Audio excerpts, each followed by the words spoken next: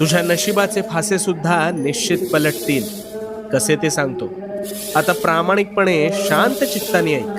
तुझे प्रश्न सुटतील. सगळ्यात आधी एक गोष्ट ध्यानात घे.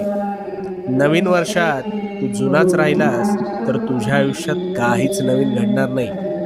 गोंधळलास ना? आता एक गोष्ट ऐक. दोन घनिष्ठ मित्र होते. एक हलाखीच्या परिस्थितीतून संघर्षातून जात होता, तर दुसरा ऐशोआरामी जीवन जगत सुखाचा उपभोग घेत होता. त्या गरीबाला नेहमी वाटायचं आपल्यावर देवाने काहीतरी अन्याय केलाय. पण हा श्रीमंत मात्र कधीही उठायचा, कधीही झोपायचा, आयते अरबट चरबट खायचा. काही वर्ष सरली. गरीब मेहनत करत होता, पण त्या मेहनतीला बळ आलं आणि त्याच्या घरी लक्ष्मी नांदू लागली. तर दुसरीकडे संपत्ती असून सुद्धा श्रीमंत मुलाला शारीरिक हालचाली